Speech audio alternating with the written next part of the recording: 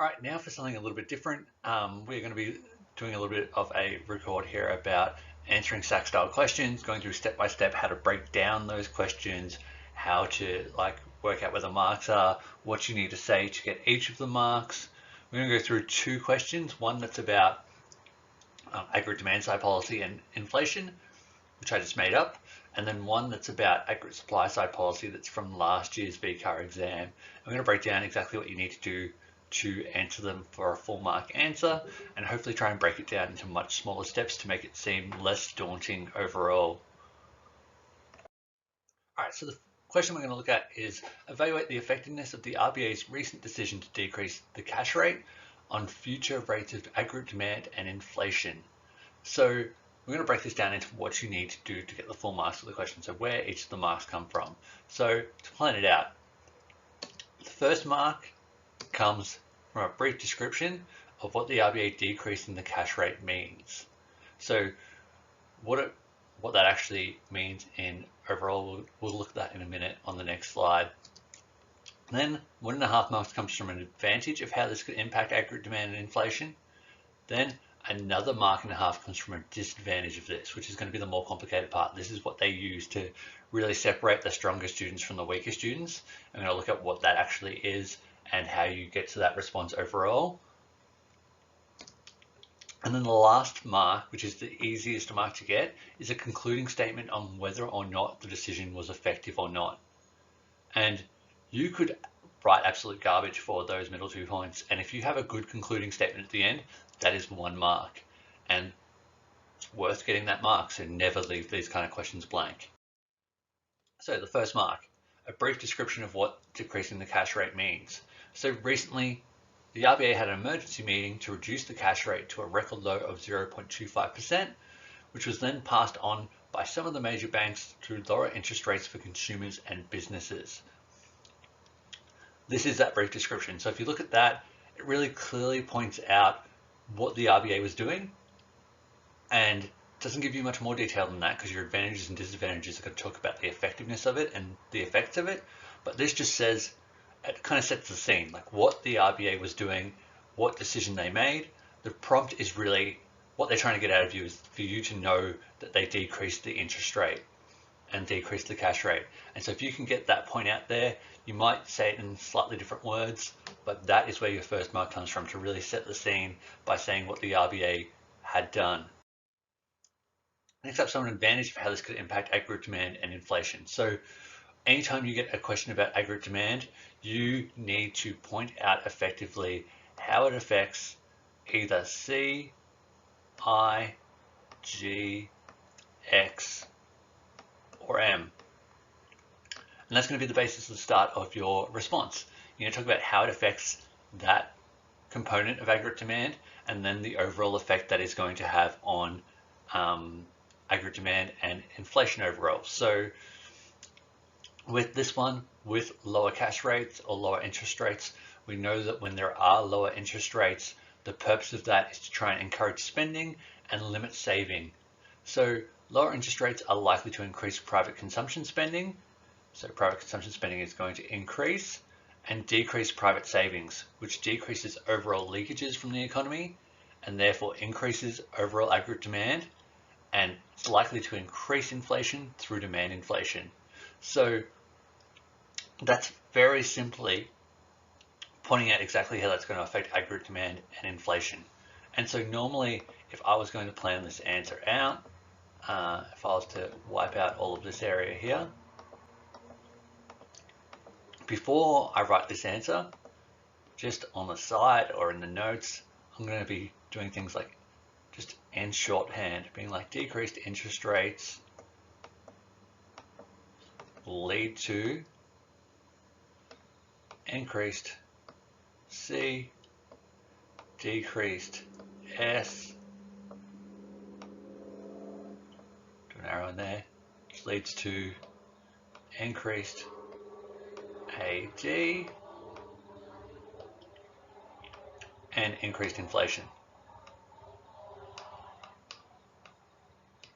And the reason I do that first is then when I write my answer, all I'm doing is turning this little jumbled mess into sentences.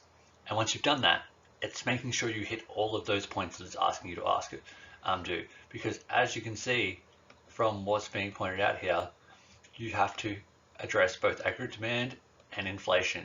So you've really got to make sure you do that. And doing it in that shorthand first really does it.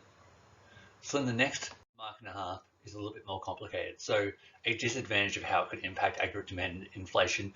This really takes you needing to have a really good idea of how the economy is right now and what is going on in the economy. So hopefully you know from talking about it in class that having record low interest rates hasn't actually been effective for increasing spending in the Australian economy because of a few different reasons. The easiest one to talk about is, especially at the moment, consumer confidence is at really low levels because people are worried about their future incomes and employment. And so because of that, people aren't feeling comfortable at borrowing money because they're afraid they're not going to be able to pay it off in the future. So to have this into a written response to get the marks for that. However, this may not be as effective as it's intended due to the low levels of consumer confidence in the Australian economy. This has meant that although interest rates are at the lowest they've ever been, consumers are not feeling comfortable in increasing their levels of debt to invest and spend, which means that aggregate demand does not increase and inflation remains the same or lower. This really clearly points out that, well, although we've talked about in the advantage what decreased interest rates are meant to do, maybe they're not going to do that for this reason.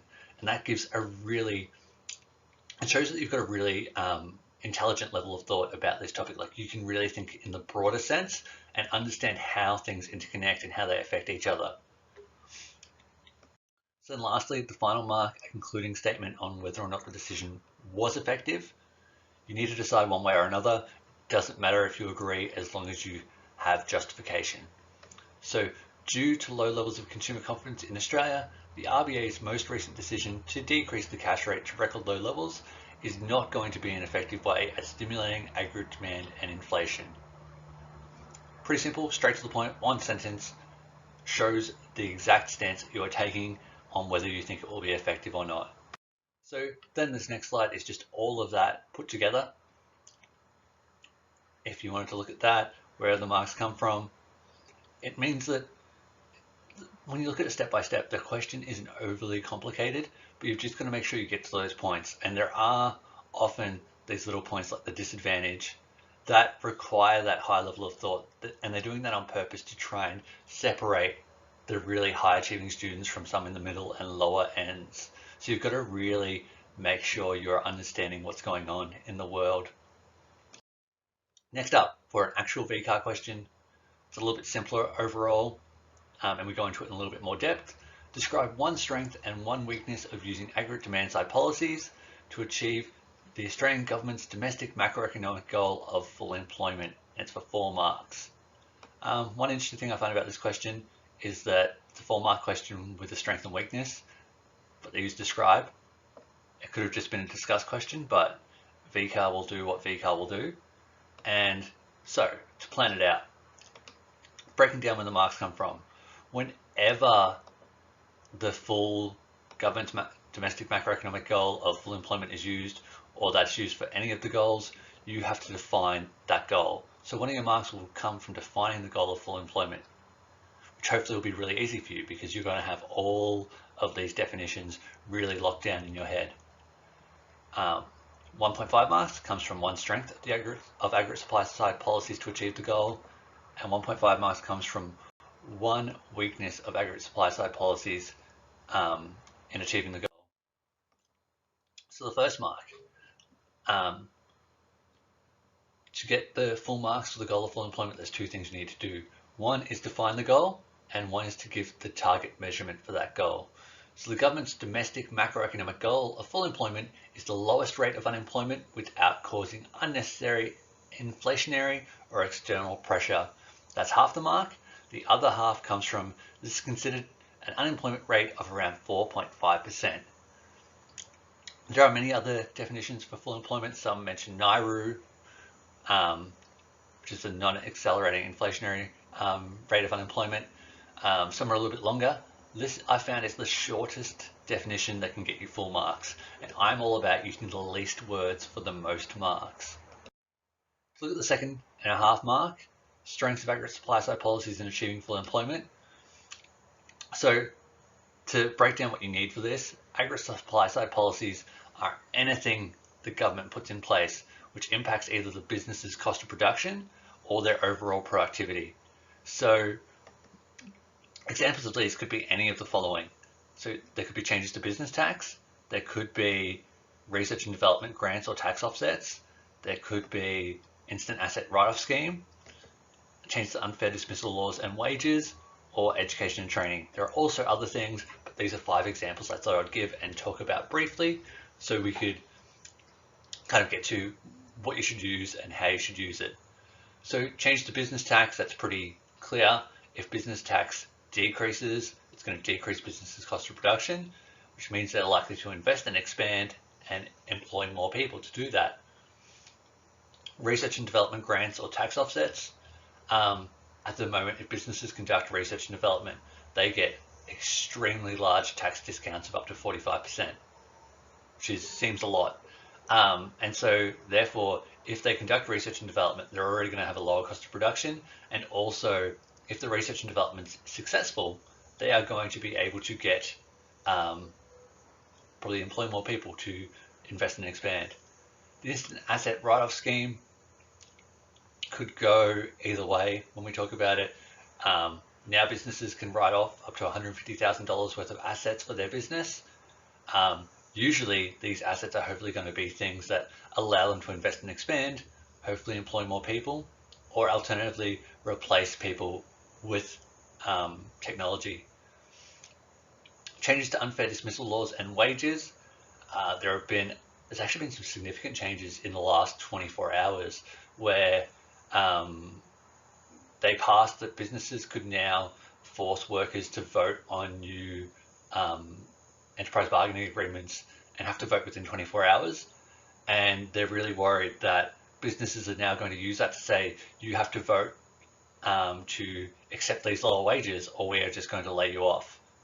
And so at the moment, in unfair dismissal laws, there are kind of, if we're in a pandemic like we are now, businesses can just lay people off because it's seen as extreme circumstances. So it's quite interesting in terms of that. It makes it easier for businesses to lay people off in the current climate.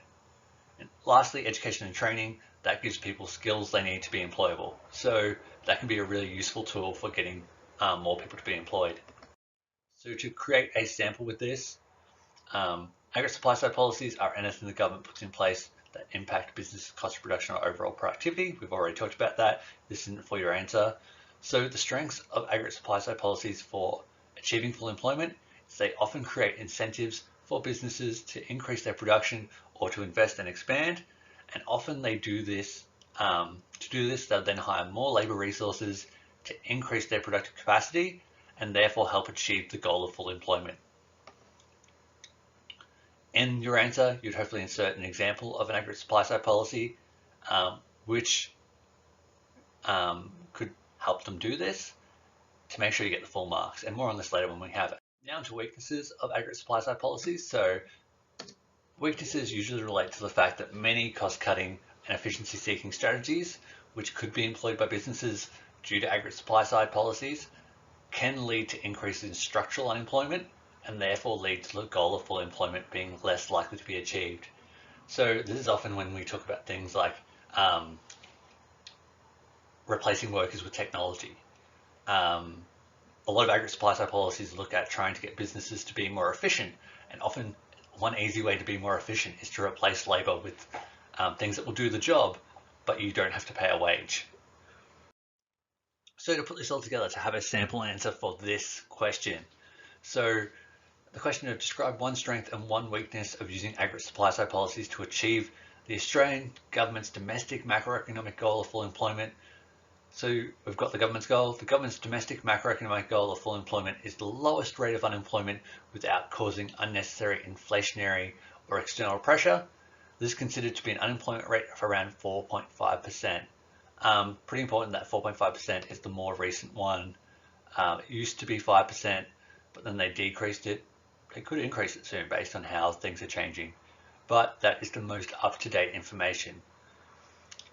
Aggregate supply side policies are policies put in place by the government which impact the cost of production, productivity or efficiency for a business. A strength of aggregate supply side policies in achieving the goal of full employment is that when aggregate supply side policies are put in place which lower the cost of production for businesses, for example, a reduction of small business tax to 27.5%, as you can see with this example, I've given it, this is a real government budgetary example, but I haven't given the year, etc. Based on what the question asked, it just wanted a strength and weakness, so you don't need to go into too much detail with specific government budgets that things were in. Later in the year you might have to do that, but for now that's totally fine. Businesses are more likely to invest and expand to increase their production. To do this, they often require more labour resources, therefore decreasing the unemployment rate and helping achieve the goal of full employment. Hopefully you can see there that it's really step by step. It's like this would do this, which would do this, which would do this, therefore affecting the government's goal of full employment. A weakness of aggregate supply side policies in achieving the goal of full employment is that many aggregate supply side policies can actually lead to a business becoming more efficient in ways that might increase the levels of structural unemployment. So things like tax offsets for research and development might actually lead to new processes which will replace labour with technology and make it harder to achieve the goal of full employment. So that's an example of a full mark answer for that question, and hopefully this has helped in terms of breaking questions down and what you need to do to be able to get full marks on these kind of questions. Let me know what you think. Let me know if there's anything that doesn't make sense. Ask me any questions that you might have via message or email. I'm more than happy to help you out further with that. On that, if there's any other kind of like SAC/exam prep help that you'd like for economics, let me know and I'll make something in the near future. On that, thank you for watching and I'll see you next time. Goodbye.